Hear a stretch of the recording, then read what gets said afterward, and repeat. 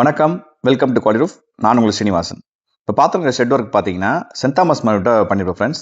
இது வந்து டாப் வந்து பஃப் பேனல் 50 mm திக்னஸ், சைட்லாம் பார்த்தீங்கன்னா ஆரகான் பேனலில் போட்டிருப்போம்.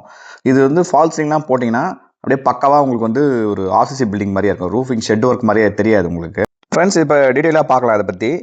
அதாவது இதோட ஏரியா பார்த்தீங்கன்னா டாப் ரூஃபிங் பார்த்தீங்கன்னா பஃப் பேனலோட ஏரியா வந்து 2500 ஸ்கொயர் ஃபீட்டு, சைட்லாம் பார்த்தா 1800 ஸ்கொயர் ஃபீட்டு. இது வந்து ஓல்டு பில்டிங், நம்ம பண்ணி இது வந்து ஓல்டு பில்டிங். கஷ்டம் வந்து வெயிட்டே ஏற்றக்கூடாதுன்னாங்க.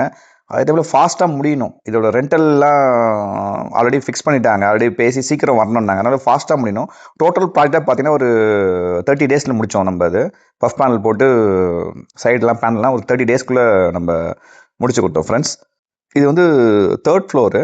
இது வந்து ஒரு ஹாஸ்பிட்டல் சம்மந்தமான அந்த ஒரு ஈக்விப்மெண்ட்ஸ் அந்த இதெல்லாம் வைக்கிறதுக்காக ஒரு வேர் ஹவுஸ் மாதிரி கேட்டிருக்காங்க ஃப்ரெண்ட்ஸ். அதுக்காக தான் இப்போ நம்ம அதை பண்ணியிருக்கோம்.